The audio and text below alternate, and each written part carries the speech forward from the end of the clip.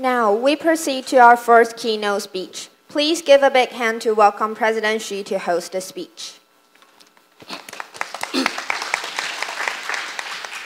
So, ladies and gentlemen, it's my great pleasure to host the first keynote speech of this conference for you. The first speech this morning will be addressed by Dr. Tom Ginsburg, professor of University of Chicago. The topic of his speech is the Trump administration, democracy, and American constitutional law. Professor Tom Ginsburg is Lehr's Spies Professor of International Law, Ludwig and Hilde Wolf Research Scholar, Professor of Political Science. He focuses on comparative and international law from an interdisciplinary perspective. He has a BA, JD, and PhD degrees from the University of California at Berkeley. His latest book, How to Save a Constitutional Democracy, was written with Aziz Hook, and his earlier books include Judicial Review in New Democracy. It's published in 2003, which won the Herman Pritchard Award from the American Political Science Association. And The Endurance of National Constitutions is published in 2009, which also won the Best Book Prize from APSA. And also a new book is Judicial Reputation, which I am just reading now. He currently co-directs the Comparative Constitution Project, an effort funded by the National Science Foundation to gather and analyze the constitutions of all independent nation states since 1789. So now let's welcome Professor Tom Ginsburg.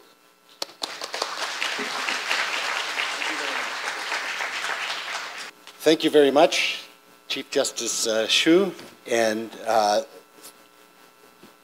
ladies and gentlemen, the honored members of the Constitutional Court of Taiwan, members of the Constitutional Tsets of Mongolia, distinguished scholars and friends.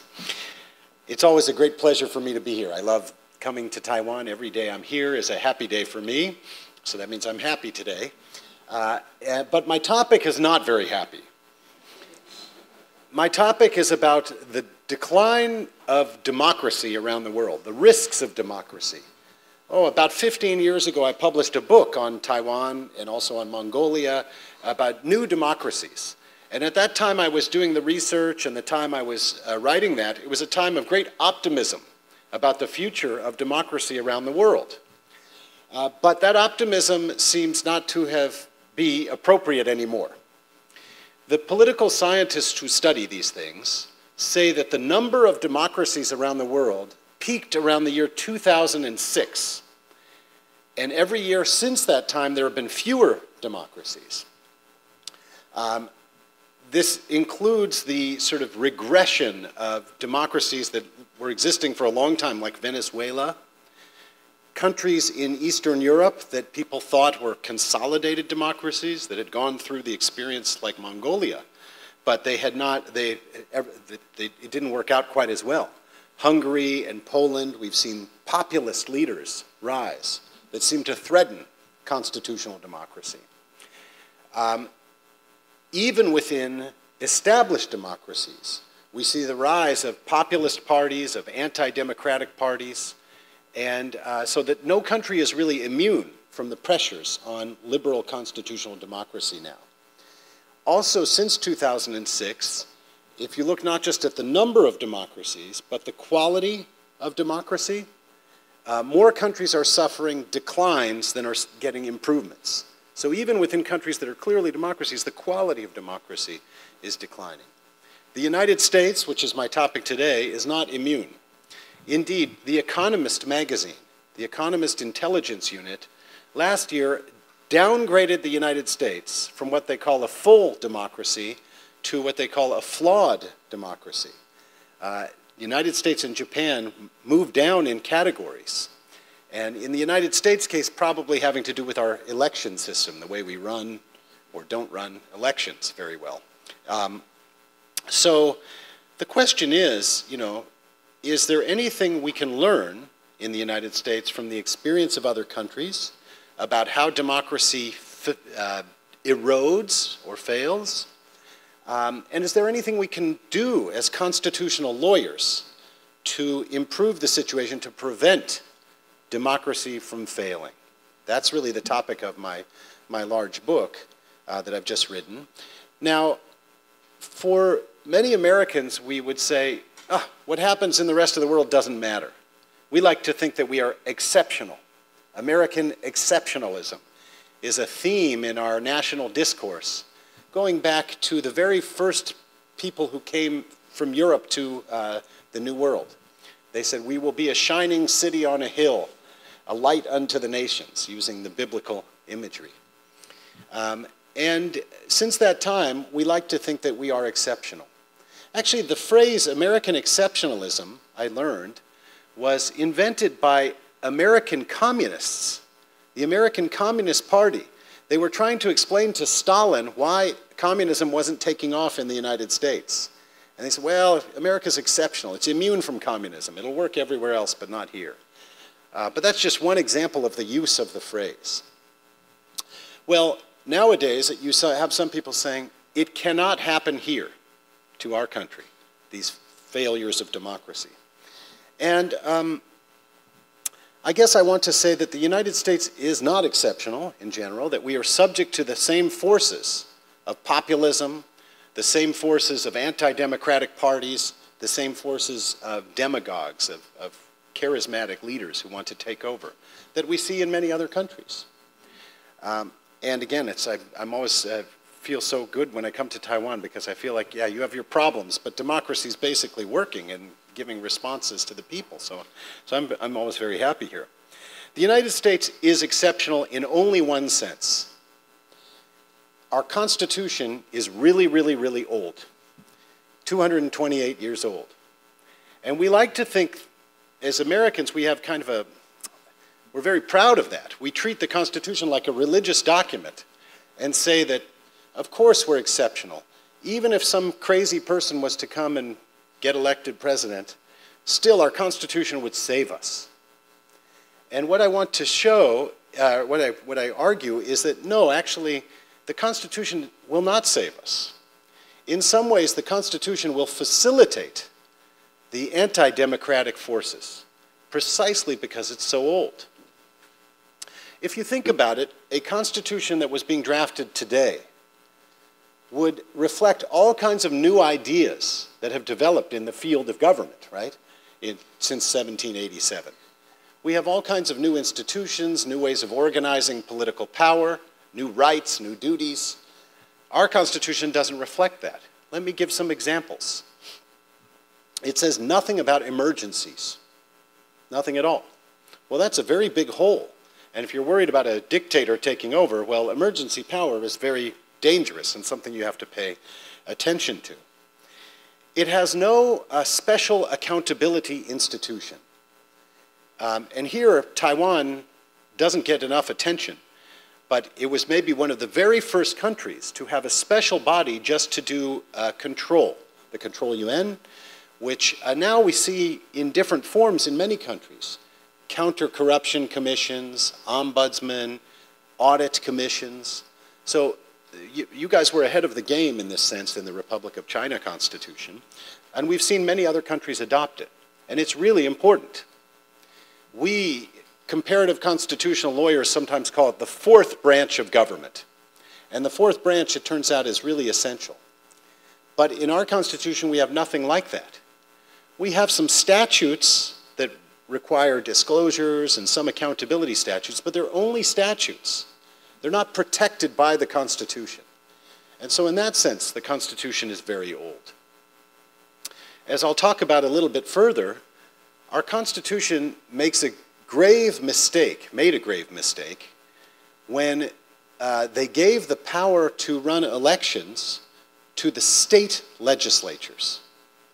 The state legislatures. So elections, the lines are drawn by state legislatures.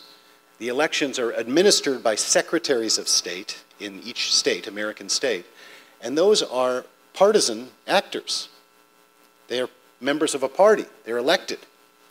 And so, of course, they draw the lines to benefit their own party. And of course, when they're counting the votes or they're saying who has the right to vote, they always shade a little bit on their side and not the other side. Indeed, this came to light most vividly in the Bush versus Gore case in 2000, when the Florida Secretary of State basically disenfranchised about 1,000 African-American voters on the grounds that they shared the same name with someone who had committed a crime. So in many American states, if you have committed a crime, you cannot vote, sometimes for life. It's not a good law. But what she said, oh, James Smith committed a crime in Florida, so everyone named James Smith, when they come to the polls, they cannot vote. And that election, as we all know, was very, very close, decided by 100 votes or something like that in Florida, and of course had major consequences for the history of the world. So this decision by James Madison 228 years ago to give the legislatures and the state governments the right to run elections is very consequential. Now, I don't blame them. Remember, when they were writing, they didn't even think of political parties. There were no political parties in 1787. And so in fact, they were worried about political parties. They thought the Constitution would operate through different mechanisms. But once political parties arose, well, they changed the operation of the system. The Madison theory was that separation of powers would work on its own. The Congress would check the president, courts would check the president, each would check each other. And that theory also doesn't really work when you add political parties to the equation. If one party controls the Congress, the presidency, and the Supreme Court, as now exists in the United States, they can do a lot of damage, or they can try to seize control. And so basically the structural theory of accountability was incomplete. So these are some problems with the Constitution. In my view, it puts us at risk. Not of democracy ending. That's not going to happen. We're not going to be Venezuela or Turkey or something like that, where you have a democracy and then it ends. But we are at serious risk of erosion of democracy, a gradual, slow death or slow decline. We have this phrase in English, the boiling frog syndrome. If you put the frog in water and you turn up the heat very slowly, the frog never jumps out. You don't know until it's too late. The frog doesn't realize he's going to die until he's dead. Or sometimes you might say the death by 1,000 cuts to invoke the ancient Chinese punishment. It's hard to say the single point where democracy really ends, but you can really get hurt on the way. And that's where we are, I think, at risk. This brings me to the election of President Trump in 2016, a monumental moment in American history, precisely because the president, when he was running for office, seemed to reject many principles of democracy. He said, well, I'm not sure if I'm going to accept the vote. I'll accept the vote if I win. He also said and campaigned on locking up his opponent, punishing his political enemy with the courts and the prosecutors. Which, of course, if you think about it, if you're doing that, you can't have a democracy. Because if people don't think that, if people think they will be punished when they leave office, they will never leave office. And so the idea that you punish your political opponents with the prosecution is really a dangerous idea for democracy. And I don't blame the president. He doesn't really did not understand these things. But it was a kind of moment of great fear about the future of democracy. The fear was heightened because he seemed to ignore many of the norms, the practices, which actually, if you think about it, are what really make democracy work, right? Constitutions are just pieces of paper. They're never complete. You have to fill them in with interpretations and norms, and democracy requires those things. But the president said, well, if it's against the law, I won't do it, but if it's just a norm, no problem. I will violate that. So he did not disclose his taxes, famously.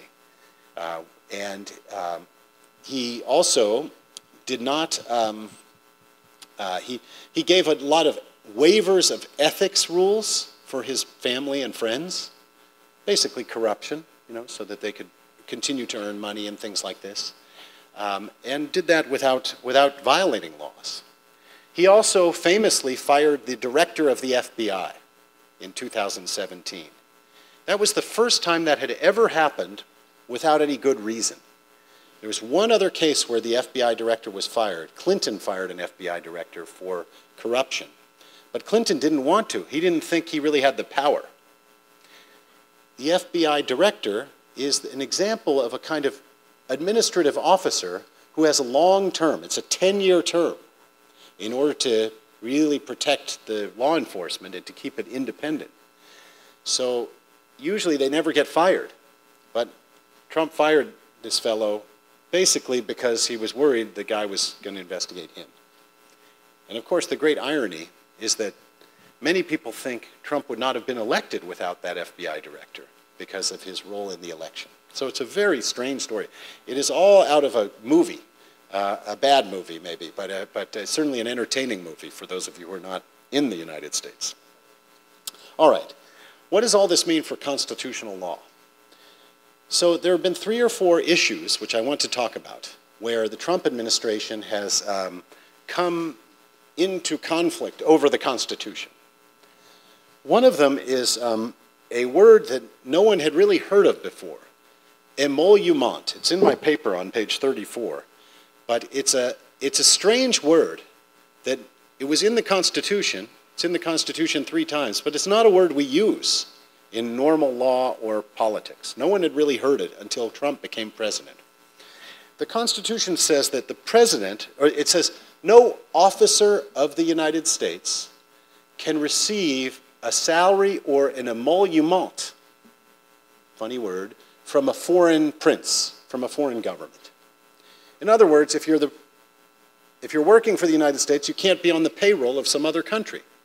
Not a crazy idea. Now, this had never come up before, but when Trump was elected, he decided to keep his own businesses because he said there's no law against it. I can keep my businesses running. And what happened immediately is that foreign governments realized that by booking large events and staying in the Trump hotel, they could give him a little bit of money in a way that no one could trace and no one could really identify. And so the Trump Hotel in Washington is always full. Actually, the Trump hotels in other places aren't doing that well, but the one in Washington is always full with foreign government officials and other people who want to curry favor. Well, that's a question. Does this violate this provision of the Constitution? And again, we have no cases on this. No one really knows. So how do we figure that out? Well, there's been a lot of debate about it, and there have been 2 lawsuits now that have been allowed to go forward. As you know, as constitutional lawyers, in order to make a lawsuit in a system with concrete review, in order to sue in the United States, you must show that you have standing to sue. You must have a reason or an injury that you suffered. And the question is, if the president's taking money from a foreign government, who has that standing? Who has the ability to make such a lawsuit? Well, I don't, but the courts have allowed 2 suits to go forward. One by the 2 states, I think Maryland and Rhode Island, so the state governments say that they have an interest. And then another lawsuit just filed 2 or 3 days ago, or just allowed to go forward 2 or 3 days ago, by members of Congress. The constitutional language says that Congress can allow the president to get some emolument if they have to approve it. So the members of Congress say, well, he didn't ask for approval, therefore we have standing. And the court said that was okay. So this is a really interesting issue, and it's going to go forward now in these 2 lawsuits sometime over the next couple years or year. We'll learn the answer to the question. Can the president run a business on the side and if so, does he violate that clause? My own view is it's really hard to tell. First of all, the president, it's not clear if the president is actually an officer of the United States. That's a legal question. The president is a special category. He's not just an appointed person. We have some other opinions that have come forward in prior practice. President Ronald Reagan was allowed, one came up with President Barack Obama when he got the Nobel Peace Prize. They said, well, can he keep that money? It's a lot of money from a foreign state. But they decided that since the Nobel Peace Prize Committee is actually a private organization, even though the King of Norway, I think, gives the actual prize, it was okay. So this kind of thing, we have some prior precedent. But basically, we don't know. And so there's some possibility we will learn something new about the Constitution, thanks to Donald Trump. The second issue, which is an important one, has to do with the power of executive orders. This was in the newspapers a lot in the immediate aftermath of Trump taking office. He ran on a platform, he ran on the program of limiting immigration. We don't want foreigners, America for Americans. And so his first executive order was to ban people from 7 countries. And again, he and the people around him did not at that time have much experience. They didn't know how to write an executive order or how to implement one. So they passed this executive order while people were in the plane from those countries. And they showed up in New York airport, and then the immigration people said, sorry, while you were in the plane, we passed an executive order. You can't come in. And there was chaos and confusion and protests. And so then they went back and they rewrote the order, and eventually it went to the Supreme Court. In this case, the question was this. Usually the president and the Congress have a lot of power over immigration. They can restrict someone from countries. They can say, no, we don't want people from these countries. But there was some concern that President Trump was doing this to fulfill his promise to keep Muslims out of America. And that is unconstitutional. You can conduct actions in many areas, but if you conduct them for a bad reason, well, then you're not allowed to do it. So the argument was that he was discriminating. And they went through 3 versions of this executive order to try to make clear that they were not trying to fulfill his campaign promise about Muslims. And eventually the US Supreme Court accepted it. So they were allowed to ban people from 6 countries, and that's where we are now. And it's a blanket prohibition, probably bad policy, definitely bad policy from my point of view, but constitutional. In another set of areas, we see the wide use of the term emergency. And remember, I said the Constitution doesn't say anything about emergencies. But many of our statutes, particularly the trade statutes, have certain provisions which allow the president to do certain things if it's an emergency. And so the administration was using this term very broadly. Actually, just yesterday we had a renegotiation of our trade deal with Justice McClacken's country. And this was put forward because the Trump administration said it was an emergency. The courts will not review that. They can abuse the term emergency pretty freely, unfortunately. And so that's another example of the discretion that is inherent in our Constitution. How about federalism? Federalism.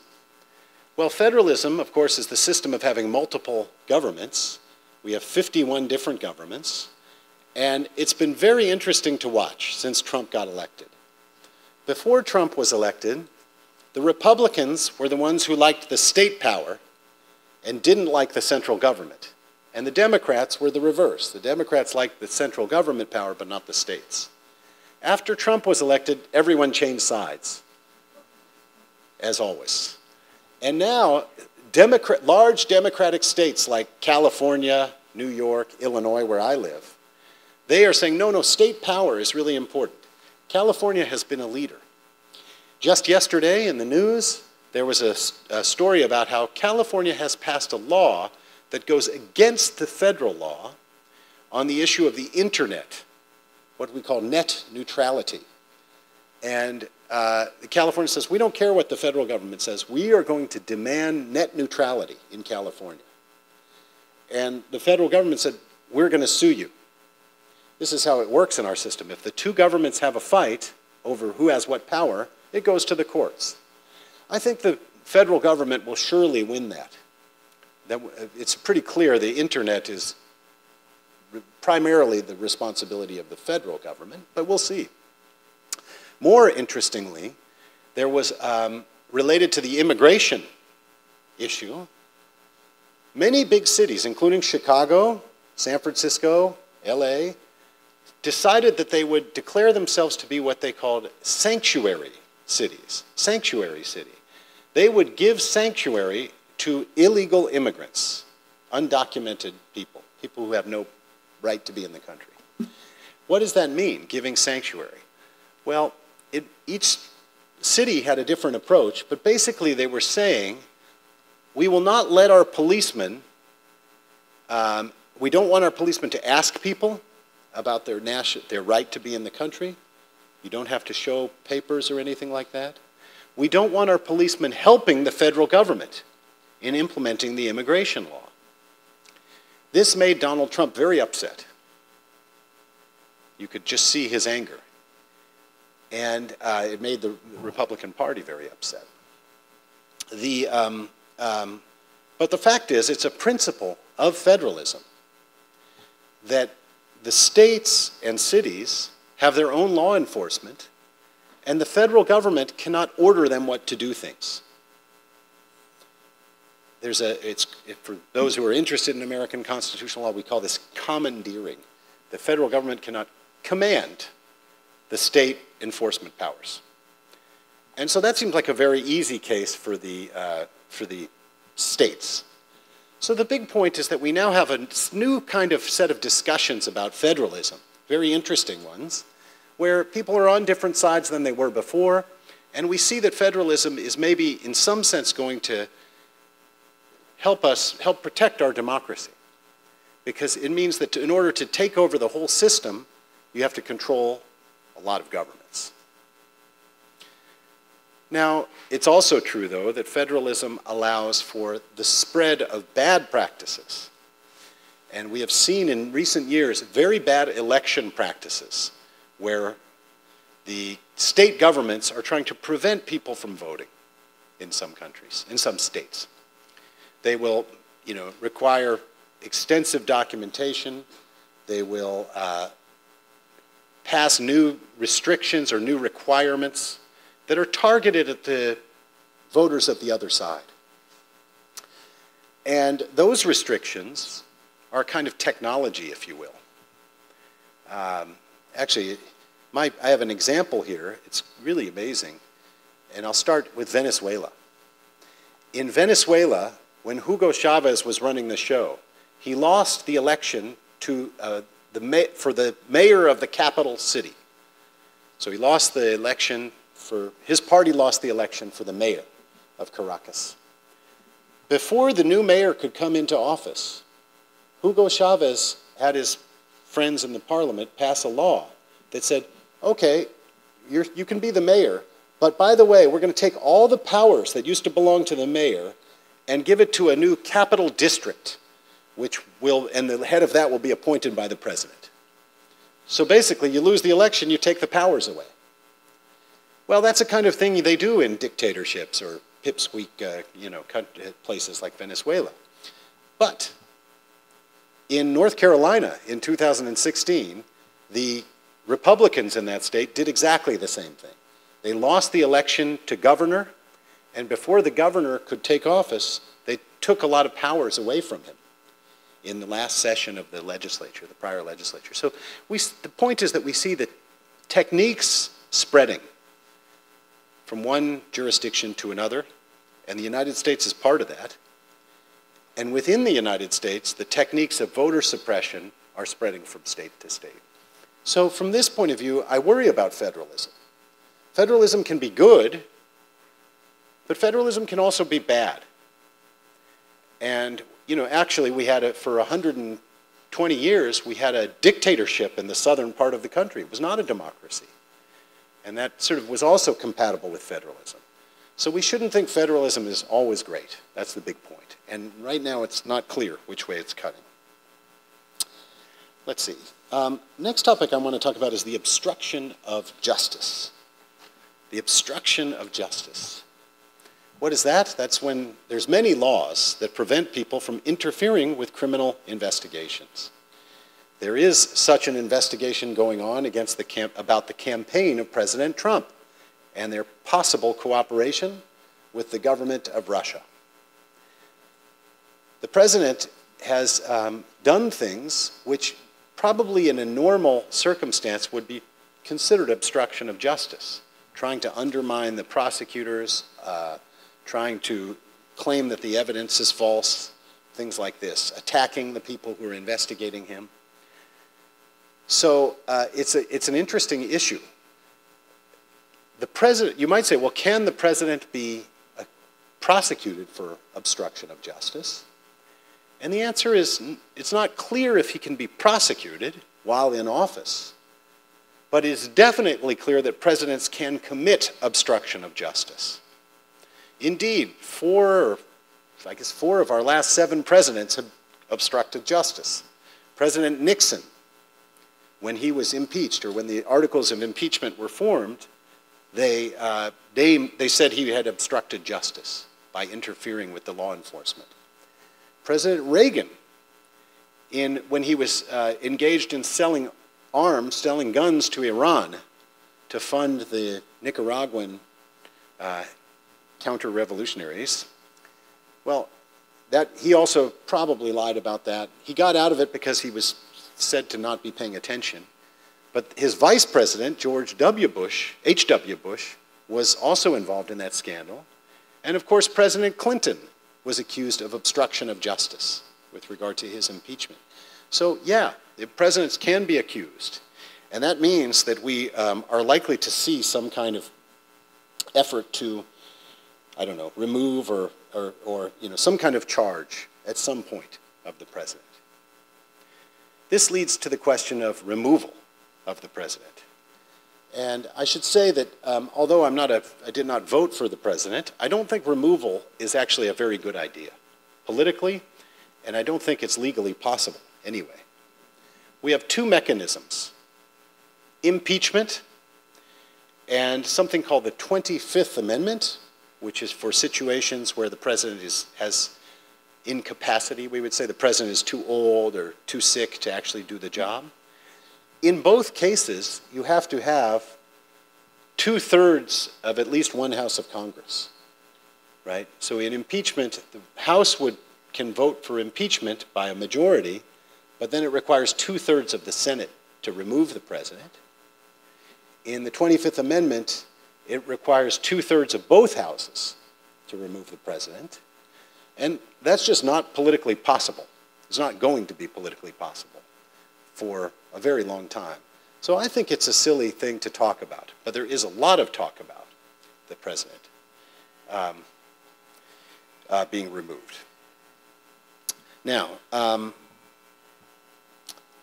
this leads to yet another interesting issue, which is the question of the president's power to control the prosecutors. You know, every few years, we in the United States decide to display some crazy aspect of our political or legal system for the rest of the world. We had, I don't know, the O.J. Simpson trials or the Clinton impeachment, you know, and we broadcast it everywhere just to show what a crazy system of government we have. Well, we did it again last week. And I don't know if many of you guys watched it, but there was a big confirmation fight over this judge who was to be appointed to the Supreme Court. Most of us think that this system of judicial confirmation before the legislature, which you also have, doesn't work very well. When they have those hearings, there's no new information. Basically, it's just a test of whether, in our country, whether the judge can get up and lie about their positions cleverly in front of the Congress. Because Everyone knows what the political issues are out there. Everyone knows the judges have thought about it, but they have to pretend that they've never thought about it before. So this is the general problem. And I think last week we really learned the problems of the system. Whatever side you're on, there are people on both sides. People feel extremely passionately. You know, it was not the best way necessarily of getting information, and probably will mean that going forward the Supreme Court will be really damaged, actually, in my view. And in my opinion, that's partly because Judge Kavanaugh, in his defense, made very partisan comments, you know. And, you know, if you believe him or not, he attacked the Democrats, and he said this was part of a Clinton revenge package and such.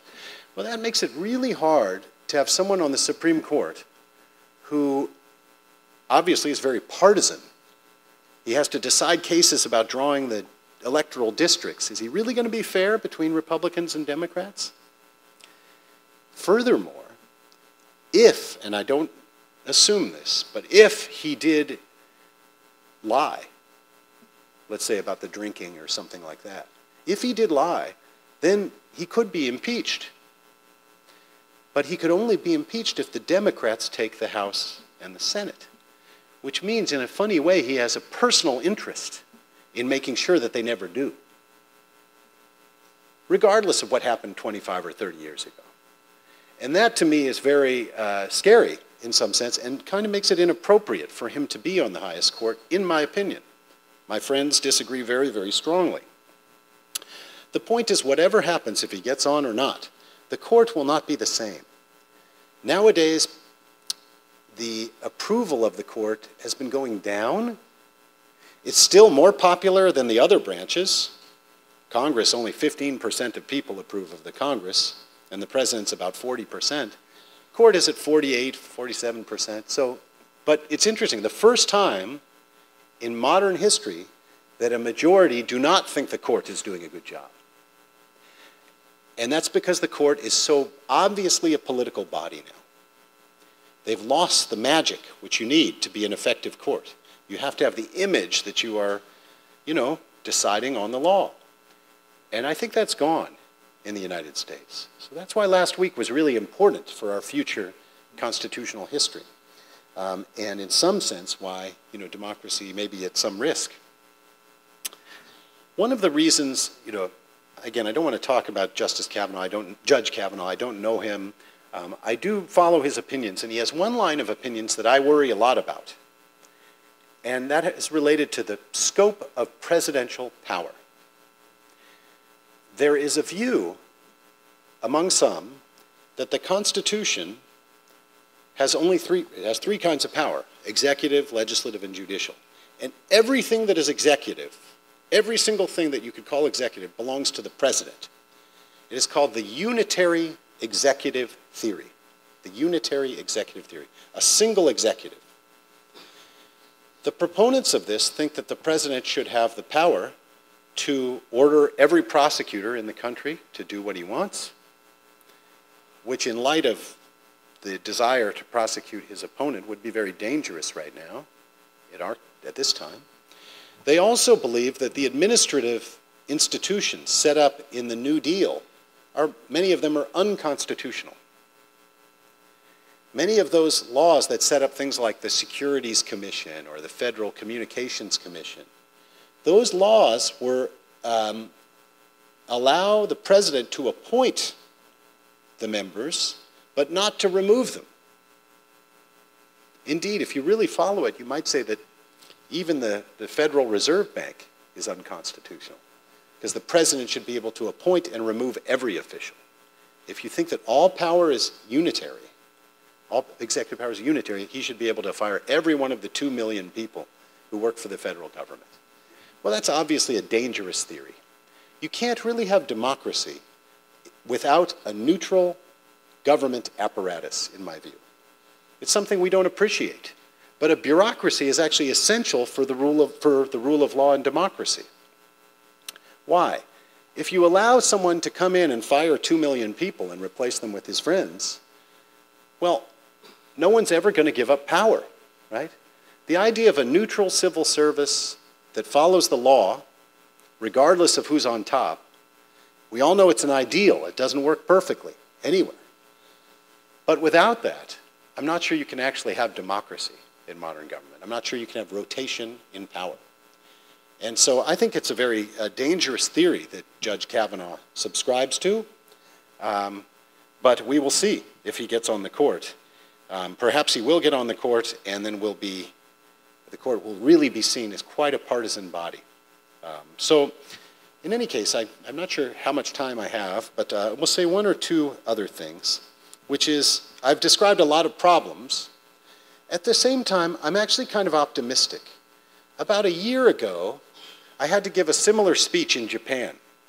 And basically, the issues I identified then are the same issues now. President Trump, to say something nice about him, came in without any experience in the government. So he didn't know what he was doing. And there's a lot of things here which are kind of errors of an amateur who doesn't want to accept the established rules. At the same time, when the court says something, the administration follows. We don't have instances where they're ignoring the courts. We still have the rule of law. And in some sense, we're going to see whether the election works out and such, or how it's going to work out. But I think democracy will continue in the United States. It's just a very tense time, as we have had periodically through our history. There's a lot of things I would do if I could change the Constitution. And since I'm scheduled till 10:20, I'm going to keep talking a little bit more.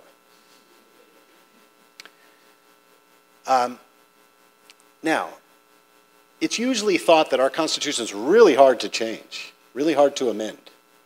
2/3 of both houses of Congress, followed by 3/4 of the American states. Very difficult.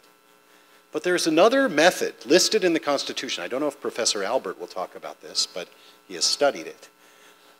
There's a method in there which we have never used, which is something called a constitutional convention. If 2/3 of state legislatures ask for it, we could have a new constitutional convention to amend the document. And that would also have to be approved. Any amendments would be approved by 3/4 of the states. Americans don't know about this. No one knows about it because it's never been done. But there is an effort to try to get a new constitutional convention. You would need 34 states, and right now, about 31 states have already called for a constitutional convention. Most of them have made a call for the convention just for one issue, to balance the budget, to have a balanced federal budget, so we can't spend more than we take in. It's a conservative move, and you know, that many states would like that. But it's not clear that if they did get to 34, and we did call a constitutional convention, could it be limited to those issues? No one knows. Our first constitution in 1787 came out of a meeting where the people were called together to make amendments to the earlier scheme. But they said, no, we're going to start over. And you could imagine that could happen in the United States very soon, maybe in the next 10 years. Now, I'm very afraid of it because I think even though there's lots of improvements that we need to make, modernization, still, at this point in our political history, we are so divided that if we were to have a convention, we would be arguing about gay marriage and abortion and problems that we can't really solve, you know. We're just going to fight. But imagine that we could. What should we do? Well, I think we should introduce accountability machinery. We should have the Control UN, something like that. We should certainly try to create neutral election machinery. I think that's the single most important issue in American politics. So there are a small number of states where they have neutral institutions to draw the lines, but it's not, and we know that elections in those states are more competitive, they're fairer, they're better than when the politicians run them. So I think that's something we should do at a national level. I would also, and this is a little bit, I would actually change the Supreme Court. I would move more to a system like yours. We should have a constitutional court with long terms, maybe 12 years, 15, 18, something like that, a long term, but not for life. Our current system creates the incentive to find very young people about whom we don't know anything, and then to give them a job for 5, 6 decades, making major life decisions that affect every American. It's crazy. No one would think of that. Remember that when the founding fathers were writing their Constitution, the life expectancy was, if you survived to infancy, the life expectancy was 60. We would not have people like John Paul Stevens retired at the age of 88, I think. Ginsburg, my namesake, is in her 80s. It doesn't make sense. So I think it's good for democracy to have a constitutional court, but it's also good for democracy to have the constitutional court not to be for life, to have a long term, long enough to be independent, but not so long that you distort the entire government. Because where we are now, all of our elections, including the last one, are fought over the courts. Donald Trump, I think, only won the election because of they didn't let Obama make an appointment, because that meant that many of my relatives who are very religious Christians, they've said, well, we may not like Donald Trump very much, but he's going to give us a conservative Supreme Court justice, so we will vote for him. And that happened all over the country. So we're fighting elections about the courts. Doesn't make sense. Not good for democracy, not good for the courts. Well, that's a long list of things. I could certainly talk more, but I feel like I probably have overextended my time, and I want to thank you for your attention.